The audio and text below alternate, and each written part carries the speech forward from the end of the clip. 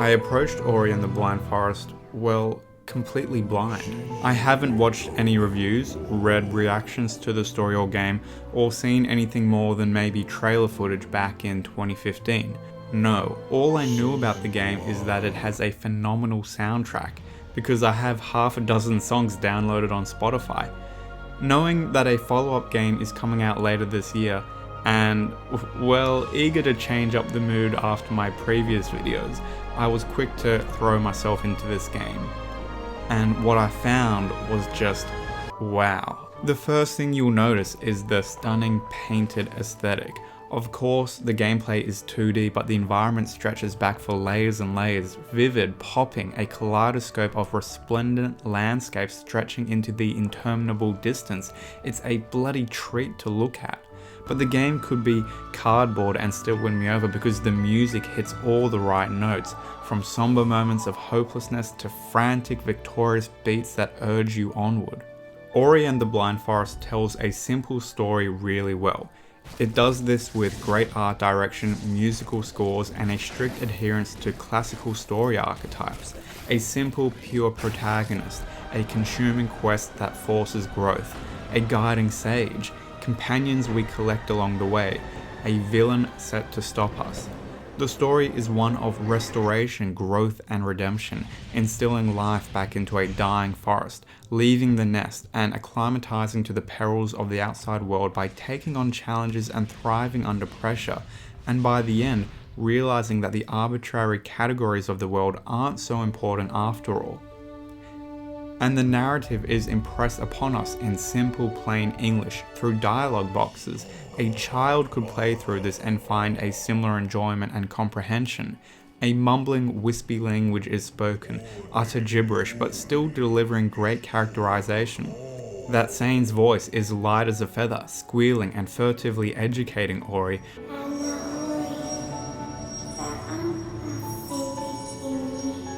Whereas the spirit tree's booming rumblings reverberate throughout the forest, shaking the world.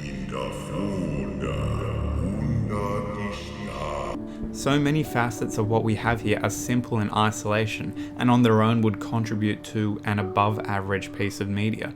But in unison, meshing the art, score, and elegant storytelling together, what we're left with is genuinely special, not without fault, but undoubtedly an experience you should try to enjoy for yourself.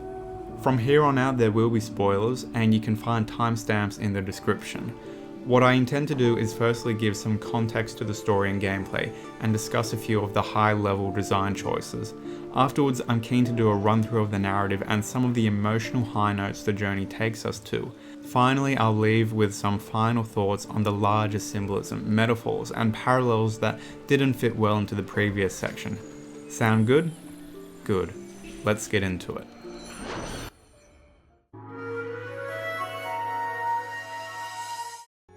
Ori's world is one of simple categories. There's the Forest of Nibel, home to the creatures of the world.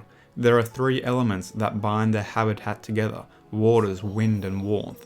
And there are creatures of light, dark, and corruption. The corrupt creatures are the irredeemable ones, the unsalvageable souls. They are hostile, lurid in color palette, and cancers on the forest.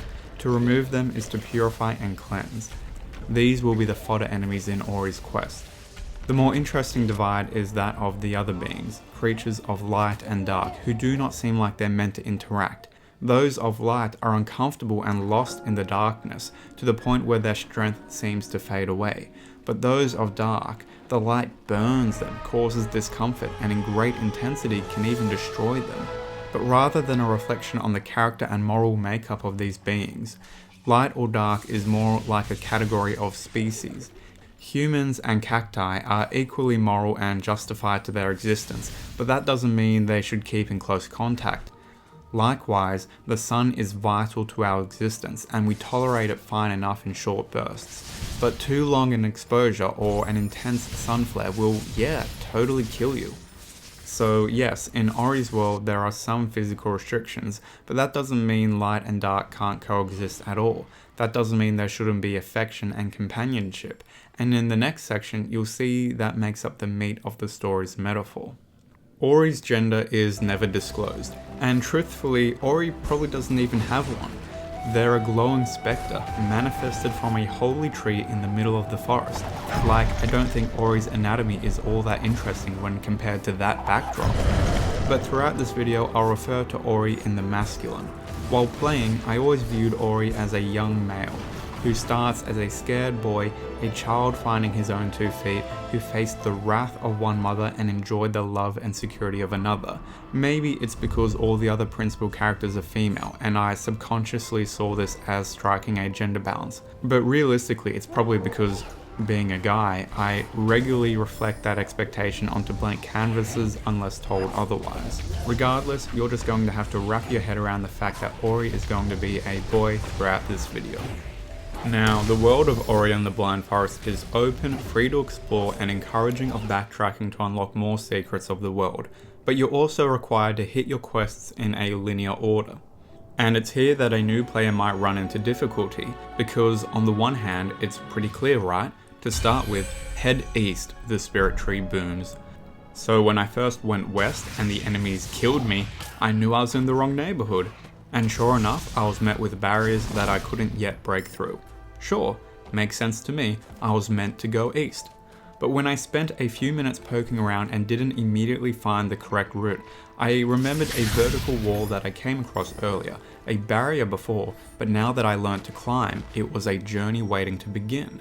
And soon I entered the Blackroot Burrows, convinced I was setting out on the story's correct path. And it was exciting. We got flashbacks of Naru, which was so welcome because we knew so little of Ori's caretaker, and I happily charged on ahead. Those of you familiar with the game will realize the mistake that I have made, but if you're one of those people who listens to extensive reviews about media you yourself never engage with, let me explain. Bumbling through the dark, I died countless times in the next few hours. Everything was hostile and killing me, and I only had 1 soul bar and a sad amount of health. Progress stalled, I became frustrated, things only slowed more as you had to lug this huge stone around, and my thumb became raw on the spacebar as I pounded away trying to clear hurdles. Hours passed and it was hard, because it was an optional area added into the definitive edition, not even in the original game. But it was a while before I knew that, when the game literally told me outright to come back later, that there was no progressing forward. And I was surprised, because when I looked at the map, I was heading east. Heading deeper down beneath the roots of the world, sure, but still heading east. I just thought it was a quirky path we were taking. At first, I was kind of shitty about this, but after hours of plodding along, like Sisyphus pushing that boulder up the mountain, the game had inadvertently taught me patience. Patience had been forced upon me, and for the rest of my playtime I took everything slower, with a relaxed consideration, and just taken time to breathe. And that's exactly the mindset you want to be in when playing this game. By the time we begin playing, the world is dying and Ori is tasked with fixing it. To do this, we'll be galvanizing, reviving the 3 primal elements of Nebel: water, wind, and warmth. We collect abilities along the way, often unlocking these moments before we need to apply them to conquer one of these temples, where we are tested in an intense gauntlet of challenges. After we return each element, the land heals a little more, and because of our growing array of abilities, we can return to previously traversed landscapes and access even more of the secrets of the world. When we learn to climb, cliff faces are no longer a barrier, but a possibility. When the waters return, we can now explore the lakes that used to burn like lava. While Ori can fight, he's not aggressive. Most of the abilities you acquire are about cooperating with the environment, evading enemies, or shifting away their violence so we can bound along, because Ori is a peaceful creature. Ori and the Blind Forest is not a game that came naturally or even comfortably to me. Ignoring what I've done with this channel recently, I'm not a serious gamer.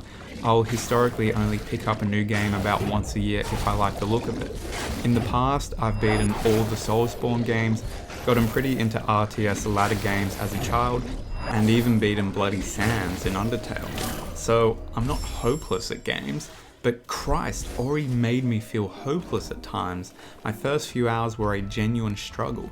After binging Prince of Persia over the past months, those stilted controls where everything snaps into place felt the new normal. But here, I'm mashing the keyboard trying to stay on a wall, my jumps are overshooting their mark, and I'm constantly overcorrecting. I'm like a newly born zebra trying to stay upright.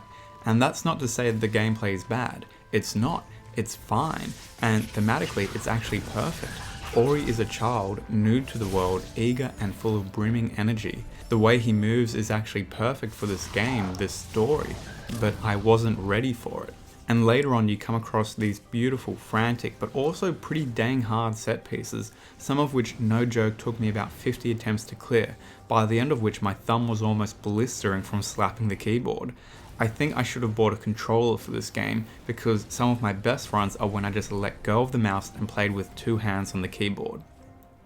I comfortably died over 600 times in my playthrough, partly because I was trash at the game, plain and simple, but in part it's also because of how nicely the death mechanic meshes into the world. Outside of the few forced saves, creating checkpoints is entirely up to you so long as you have spare energy. It took a while for me to get into the habit, but like saving your Word documents, after you have one heartbreak of forgetting to save and having to redo a buttload of work, you're pretty quick to start saving as regularly as you can. And death is an instant reset.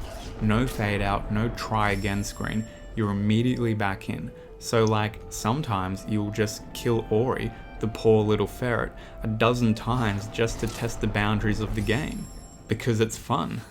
And holistically, this all makes for an engaging, fluid game. No wasted moments, just quick movements, no shame about trying again, and a hell of a lot of choice for how you conquer each challenge. And your arsenal is impressive. Jumps, steroid jumps, dashes, slams, every direction is open to you. The game's most iconic ability is easily Bash, because once you unlock it about a third of the way through the game, everything changes. Bash lets you interact with certain static objects like lanterns and enemies, and crucially, all projectiles. By engaging in Bash, you're given an opportunity to fling Ori in any direction you please, while also resetting your jumps and dashes. It's a flashy mobile reset. More than that, the enemy or projectile you bash into is flung in the opposite direction. This is powerful, dangerous, and requires immediate calculations, or if you're like me, guesstimations and rushed prayers. If you want to hurl a projectile back at an enemy, go for it, just make sure you're not yeeting yourself off a cliff.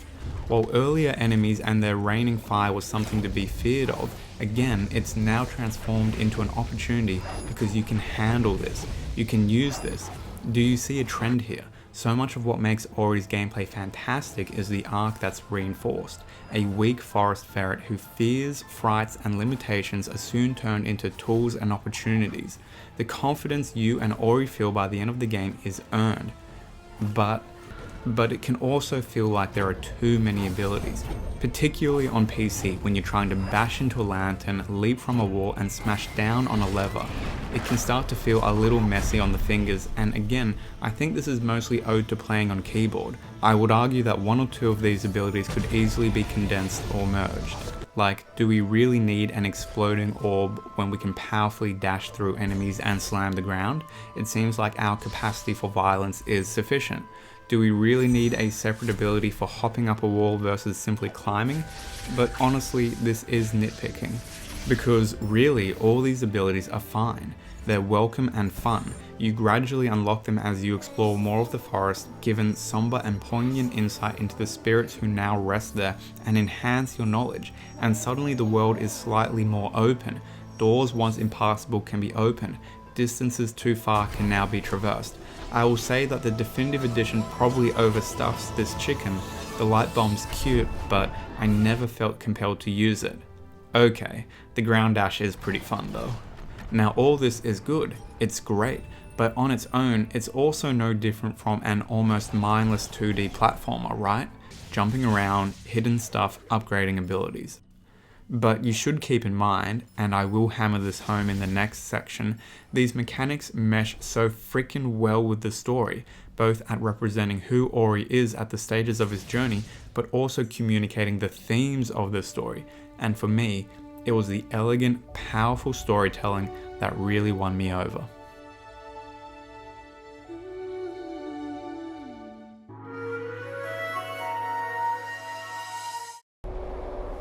Our journey begins in a storm, the spirit tree mourning the loss of Ori, a single incandescent leaf ripped from the branches.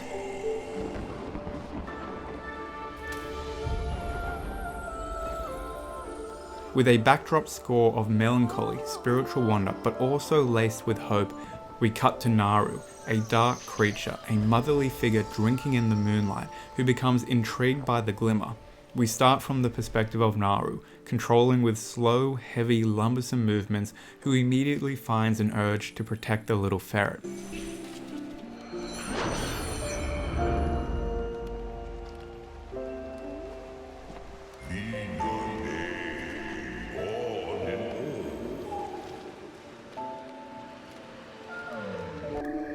Ori wakes up, already welcomed in the inviting cave, colourful fruits, hay, warm candlelight, and already a carving on the rock painting that the two are clearly now a family.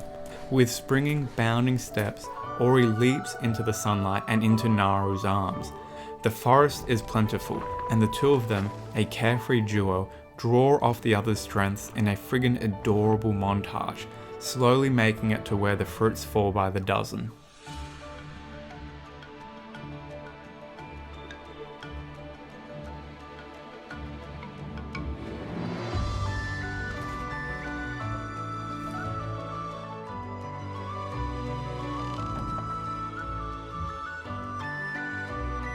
By evening, the two are gorging themselves, but as night settles in, we see a clear division between them. Ori, fluorescent, the darkness melting around him, whereas Naru is subdued and dark in the backdrop, completely comfortable in this environment. It's not ominous, but it's apparent different rules of the world will apply to the two of them. And then the skies are lit ablaze, the spirit tree flaring with immense intensity, reaching out for Ori. Ori stares, dazed, confused, drawn to it, but also too new to the world to comprehend. But Naru pulls him into the dark. For Naru, light that intense is a hazard, and it seems only natural to save Ori. But the world is now dying. An abundant spring has shifted into a grim, barren winter. The fruits are gone, the trees are sparse, and now there is little hope for surviving. Naru encourages Ori to take the last of the fruit, waving away Ori's questions, his silent offering to split it. A creature of hope, Ori ventures out and seizes probably the last remaining fruit of the entire habitat, returning against an aggressive, ominous backdrop, reminiscent of bushfires. And the forest is alive. A spindly alien creature shifts across the foreground, spying on Ori, creating an impression of hungry predators waiting for an opportune moment to pounce. All of this is easy symbolism to showcase that the future is fraught with danger. And what comes next is hard to watch. Just even the tiny, confused, childish sounds that Ori makes are hard to bear. There's so few polygons for the artist to work with, and they still make this moving.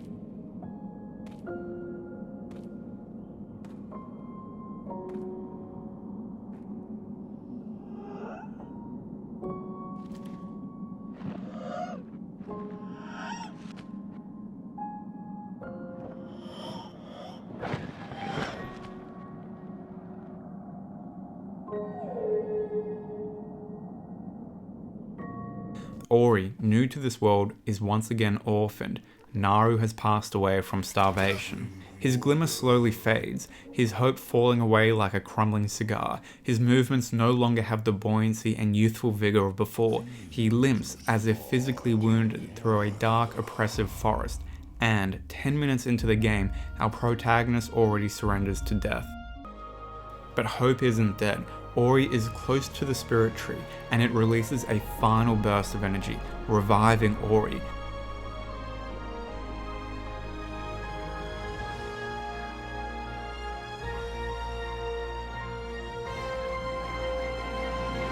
And alive but fragile, we run through the forest, familiarizing ourselves with its perils until we come across Sane. Sane refers to themselves as the light and eyes of the spirit tree, promising to counsel you on your journey, and the first quest is to reach a point where we can commune with the spirit tree itself. The only point that might pique our interest is a reference to a mysterious she that loosened her grip. Already we see elements of a classic hero's journey being ticked away. We had our parental figures, we left home when there was nothing remaining for us, and we have found our mentor and mission. Cliche and classic conventions definitely, but they're handled well here and it works perfectly for the on the surface simple, parable-like tale that Ori and the Blind Forest weaves. We begin our tutorial and safe gameplay, learning the limits of Ori's strengths and how to unlock some of the secrets of the world. Eventually we come across a shrine, seeing ghosts of the past of other creatures like Ori who were murdered, again by this mysterious she. From these shrines we learn new abilities that allow us to conquer the corrupted forest and advance until we receive essentially a quest update, now face to face with this tree deity. The tree describes itself as dormant and still, a result of its final act of giving its remaining life to Ori. We're treated to a glossy cinematic, a gorgeous scene of the light ceremony, the creatures of the forest basking in the glow of the spirit tree, and then she arrives, a dark creature, a titan of an owl, filled with hate, ravaging the creatures of the ceremony and stealing and wounding the heart of the tree, Sane. The spirit tree was the pillar that bound the world of our other primal havens, water from the Ginso tree, wind from the Forlorn Ruins, and warmth from Mount Horu. To restore our father, the deity tree, we need to work backwards, reviving these elements first so that we can eventually restore the spirit tree. Kind of like a hard router reset for Forest Nibel. So let's just clear the air here. You're not going to find a shred of originality in the overarching plot beats of Ori and the Blind Forest. You just won't. A quest of world importance that necessitates your journeying across the known world to collect certain objects, acquire new skills, and, as is the case right here, right the wrongs that have been caused, is, well, altogether heaps of freaking stories that you've probably consumed. And that's fine. We're not missing the trees for the forest here, because what makes Ori special is what supports it, choices in design, music, and the thrills we will soon have as the player. We follow a linear path to the Ginso tree, facing greater challenges and growing as we do, until, just as we near the entrance, the spider creature we observed several times in the foreground makes his move. He steals the water vein, the key to unlocking the tree. We have a fun few segments, spying him just out of reach as we are led on a wild goose chase. We're led into Gumo's home, his lair in the depths of the earth. At first, it's ominous, dark, scary, fraught with danger, but after a while it also becomes sad. It's alone, vacant, not homely at all, a complete contrast to the warm, inviting environment that Naru set up for us. And that's because Gumo is the last of his people, all alone in the world. We catch up to the spider, immensely more powerful now that we've unlocked the double jump, the challenge of the domain now a cakewalk. Gumo ends up on the receiving end of his trickery, becoming trapped under the boulders he unleashed upon us. But for Ori, a creature of purity, it's a no-brainer. It's the obvious choice to free another being from anger, pain, and distress. Gumo slinks away before sheepishly returning the orb. He's scared of us, but also not accustomed to being treated kindly and with generosity. Ori probably wants to follow him here, make a new friend, see if he's okay, but we have a mission to complete. The Ginso tree showcases everything that Ori and the Blind Forest nails, and because of that, it's probably the segment I'll spend the longest amount of time explaining. When you finally enter the tree, you only have a few abilities: climbing, jumping, maybe dashing. That's really it, and it feels adequate. While later I did feel a tad bogged down by all the options that you have, at this stage I'm feeling fresh, eager to learn more. The tree is dried up and corrupted, a rotting, dilapidated display of nature, but still beautiful, still vibrant and magical. The most obvious quirk of the tree are these portals that flank each side of the level, teleporting you across the chamber, requiring you to navigate up the vines and hanging moss to reach the next portal, all tying together to help you zip, spring, and dash higher. We learn to look at these rooms critically, working with gravity and springboards to navigate out of these magical mazes. And then we unlock the bash ability. I said before it changes everything, and goddamn it does, because now these labyrinths ramp up. Flying projectiles that we need to manipulate to break down barriers and then use again to fling ourselves through the route that we carve, going for hundreds of meters without ever setting foot on land. The heart of the Ginso tree is in a sad state, like metal caked in rust or an artery coated in cholesterol. Our job here is simple: use what we've learnt to scale the two sides of the heart and clear the muck right off. And you need to show off what you've learned because these test you. One involves taking a projectile and bashing it a dozen times up the tree, meaning you have to redirect it and then scramble like all hell after it so that you can just keep control of it, like you're frantically dribbling a soccer ball. But Ori perseveres and the heart is cleansed. And finally, the element of water is restored in Nibel. The Ginso escape sequence is my favourite part of the game. Your emotions and expectations experience such a wild fluctuation in a short amount of time.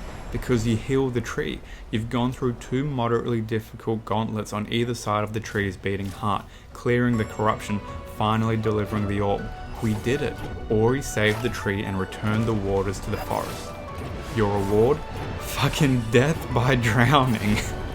Literally, when the music kicked in and the water started to rise, my thought process was, what? Surely not. Followed by, oh, we must be able to swim in it. We'll get a kick-ass swimming tutorial as we climb out of the tree. Followed by, oh god, surely not. The tree is healed, but it's time for you to go, because these cascading waters will destroy you. And so, with the music kicking in, you begin to scurry the hell out of there. And man, it's perfect. You've learnt to climb, jump, bash, and use the teleporters. Good. Now prove your mastery, because there's no checkpoints. You're going to get this done in one smooth run or not at all.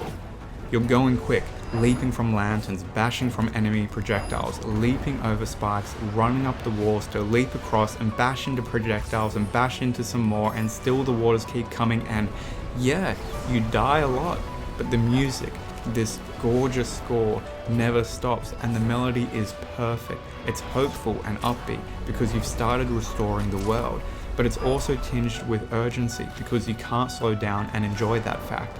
And it's here that the beauty of the half-second respawning reveals itself, because when you die, you blip back in instantly and the music keeps rolling, and it hasn't lost a beat, because you need to keep going. There's no sense of failure, no grating dissonance of hearing the track fade out and start again. It's as though the music is your companion in all this, saying, it's okay you failed, just try again, keep going, because I'll keep going too. And you do that. You keep going, and by the time you finally get it in one seamless run from start to finish, you bash up the final remaining lanterns as the water funnels up behind, intensifying, almost getting you, and then you're out. Ori collapses on the ground, catching his breath in the moonlight, exhausted but proud of what he's done, just like you are yourself, and the game does so well letting this breathe for a few seconds. Trickling water, Ori collecting himself, enjoying the triumph. But it's not over. Kuro, perched in a tree, reveals herself, and she's pissed. In the grand scheme of the narrative, the game ties this together all so well. We've never felt properly threatened by an antagonist, but it's here. Still in the early stages of the second act, just coming off our massive win, the narrative brings us back to ground, and the tone of the story dongs you over the head if it's not clicking, with Kuro casting you from the treetop and swooping down to deliver an evil wounding blow, physically bringing you back to Earth, making sure you're not too elated after your brief win in the Ginso tree.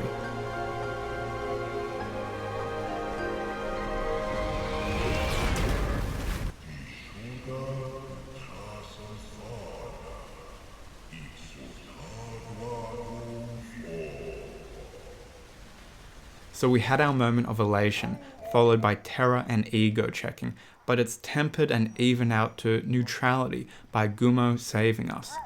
Knowing that Ori's kindness, his hopeful, sweet nature, has truly won over one of the creatures of darkness, Gumo, once scared of us, now sees us as a fellow creature to be protected. Now, with 2 shrines left, we're emboldened, not only to finish our quest, but with a lingering question. We've saved one creature of darkness. Maybe, can we save Kuro herself?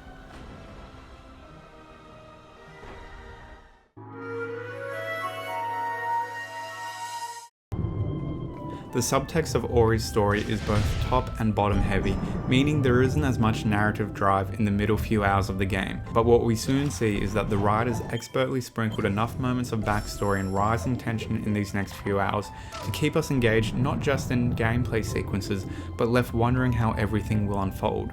Restoring the waters of Ginso flushes out the corrupted waters of Nebel, and it's the first major unlocking of the world. Suddenly, all the damaging pools are options for Ori to explore, grow, and power up before continuing on to the element of wind.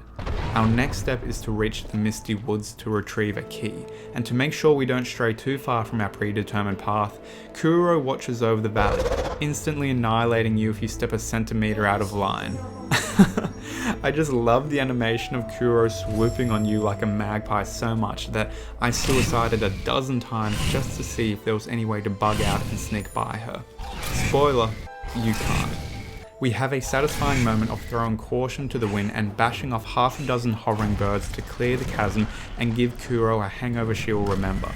Our reward is one of her feathers, a tool we can use to glide over long distances, and I just think it's so cute that the animation Ori uses is the exact same one he used when playing with the leaves in Naru's garden.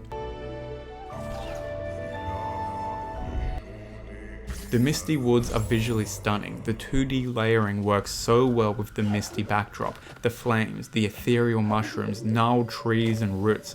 It's a genuine treat to look at as you scramble through and do some of the usual acrobatics, unlocking new abilities and doing your damn best to survive this aggressive world. We get a new puzzle, one that slows us down and forces us to play it patiently from our usual zipping around, but finally granting us the Guman seal and lifting the hallucinogenic haze from the forest. Honestly, the best part here was that after all the shifting terrain, seeing it now on the map as one long linear environment, it's a total shock to your expectations.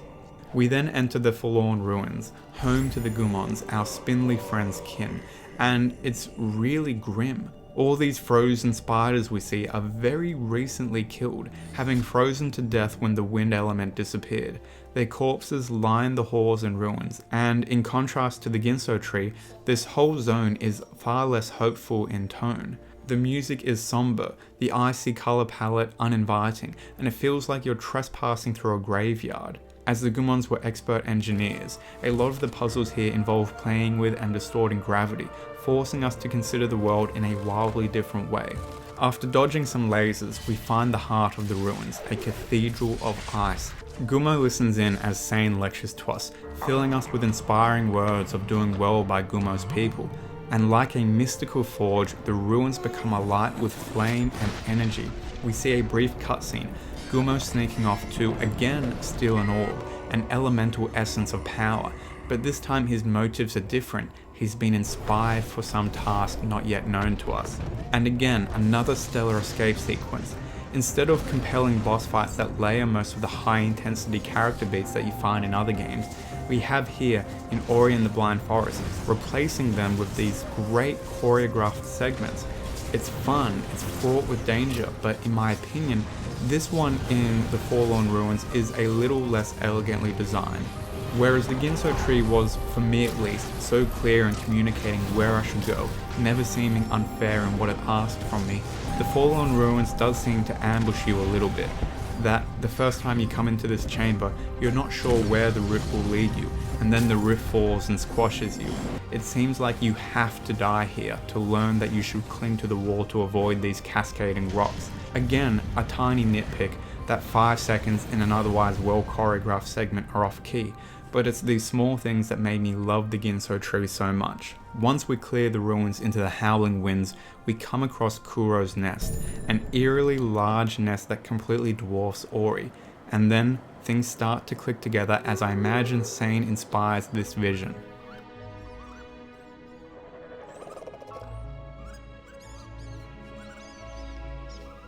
Kuro, a mother, providing for her 3 chicks. It was all just poor timing. On the night of the light ceremony, the spirit tree calling out for Ori, the intensity of the light was simply too much for these newly born creatures of dark.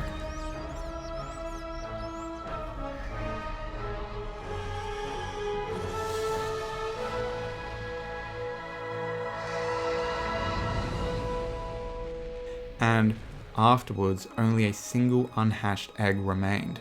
Kuro rushes home, but too late. Her children lie still, and her soft orange eyes go white with fury, and she turns her rage to the source of her loss. But just as our sympathies are turning to Kuro, we're again forced to flee from this mourning mother owl. She watches for us, scanning the rocks like the light of a prison tower, obliterating us as she catches sight of Ori. The only way we can escape are to play into Ori's strengths, hiding inside these trees and crawling under rocks like the ferret he is. Our next task is to unlock the path to Mount Horu, but here it seems like a nice point to pause and segue onto Naru's past, another mother but with different circumstances. The definitive edition provides us short bursts of insight into Naru's upbringing, of Naru as a child and a father exploring the forest together, loving and happy as they make a new home. Later, Naru as a child grows up playing amongst the creatures of light, just like Ori, seeing no distinction between light and darkness. But her father, entrenched in his ways, put a stop to that. Our final insight is to see a long montage of Naru and her father crafting their home, enjoying their life together, and his health eventually declines, forcing Naru, similarly to Ori at the start of the game, to leave because there is nothing left for her. Overall, the injection of backstory does little to add to the narrative. Naru playing with forest sprites as a kid is fine enough, but her being a naturally caring mother who adopted Ori at the story start simply because she saw a vulnerable creature is, well, a little more compelling in my opinion. If nothing else, it hammers home the theme that prejudice is taught and not innate, so yeah, that is the benefit we get from Naru's backstory. After another gauntlet of challenges, we reach the Sunlight Keystone. Again, a unique environment atop a mountain in the beaming sun, a location Kuro will never be able to breach. With our final key in hand, we cut away to Gumo, who takes the ancient power of his people, his last relic and reminder of home, and sacrifices it to revive Naru. The two are immediately connected, and Gumo leads Naru outside, gesturing to Mount Horu. That this is where Ori, her child, will now be venturing. Naru seems stunned by this revelation, and here is where it clicked for me, just how much Ori has grown in such a short period of time. The frail child is no more, but an ambitious adventurer conquering volcanoes who is now only a few steps away from saving the world. No wonder Naru is so shocked. And slowly, the two seem to make their way towards Ori.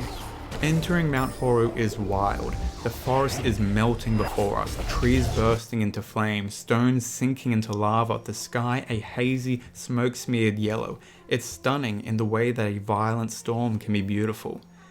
Inside Horu is what you might expect, gushing lava, raining fire, and vicious stones ready to rip Ori apart.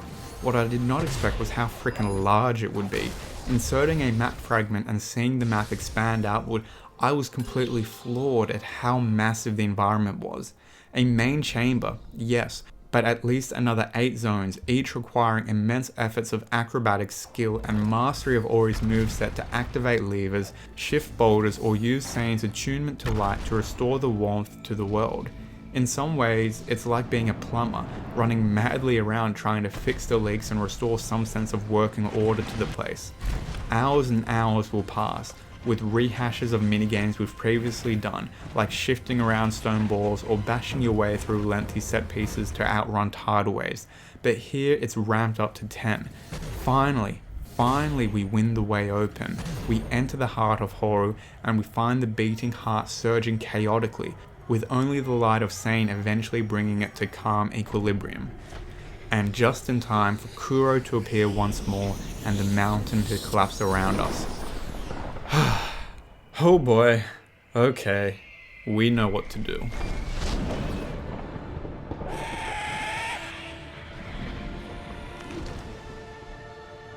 Like the entirety of the game, it's hectic, brilliant beauty. The only complaints I have are that, firstly, some elements, like Pillars of Flame, seem to be on randomized timers, so some runs they won't even be a bother, whereas on others your rhythm will be thrown entirely off. Secondly, the smoke and steam from the massive forest fire made it really difficult to identify right here that there were some wind currents that Ori could ride on until I actually died here several times and figured it out by accident. Otherwise, it's a great final run through of Ori's moveset, a reminder of how great his 2D toolkit is and how far he's come in his journey. We only just escaped from Kuro's grasp. Much like at the start of the game, Ori collapses, defeated and exhausted, alone. But we're stronger now, and rising to his feet, we take a look at the spirit tree, knowing our quest is so nearly complete, and Ori sets off, committed to finishing the task and... oh.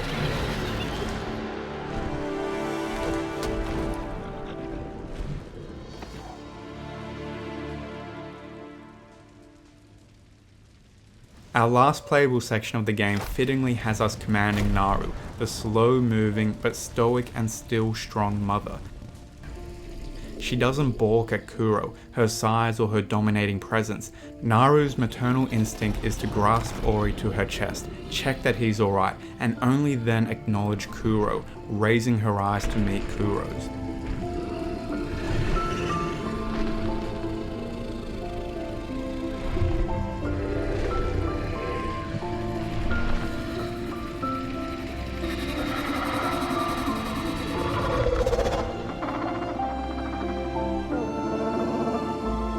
Kuro's eyes in turn soften, and in what has to be one of the greatest examples of showing and not telling, using simple facial inflections on a freaking make-believe owl, Kuro's turmoil and conflict are unveiled for us to see. And only now is it possible, in this moment of clarity. Kuro sees the flames threatening her egg, her last duty as a mother. There's no hesitation, no thought needed. Kuro beelines for the trees and finishes the job, Ori's job, by clutching Sane in her talons and delivering it back to the spirit tree, knowing only this great deity has the power to extinguish the flames. And it does just that. But Kuro, hovering at the epicenter of that great blast, completely vulnerable to that great burst of light, is completely obliterated. But in that act, the fires are cleared and the rains return. Time passes and all is well in the forests of Nibel. Our story ends with Ori sitting contently in the shade of the spirit tree, watching new guardians born as leaves fall sailing to the ground. No longer a frail child, but likely a new mentor to this new generation of forest guardians. The leaves also have a striking resemblance to feathers, and I think it's important to note that this is probably intentional. Kuro was sacrificed here at the heart of the tree, and in her death, grievances have been forgiven, wiped clean. She was atoned. Naru and Gumo watch from afar, and Naru returns home, passing by an adorable carving of her expanding family, with herself, Ori, Gumo, and mysteriously an owl, who we now just start seeing to poke out of her egg.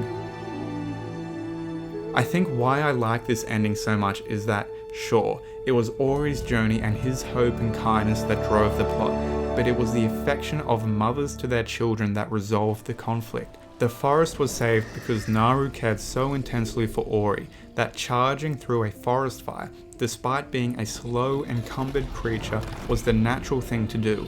That Kuro, a twisted, vengeful soul that couldn't be reasoned with, was confronted with the only communication that still made sense to her, nurturing the young and helpless. Similarly for her, it was no question putting her body on the line to save her last remaining egg. Yes, Ori learned and grew and became stronger throughout the game, but Ori is still a child. He's not developed enough to go all demon slayer on the creatures of evil. There's still room in his life to be looked after and cared for, to be babied a little bit, because that's what mothers do. Overall, it's a perfect note to end on. New life, new family, and a new adventure waiting to begin.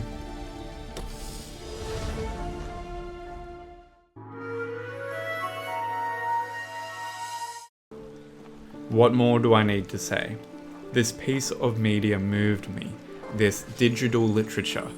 I confess I think the music did a lot of heavy lifting. The game really can't be separated from the mysticism and agony of the score.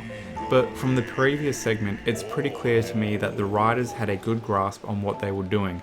nicely laying in Kuro's backstory, Gumo's redemption, and a strong theme of motherhood. Strangely though, I was actually surprised when the game ended when it did.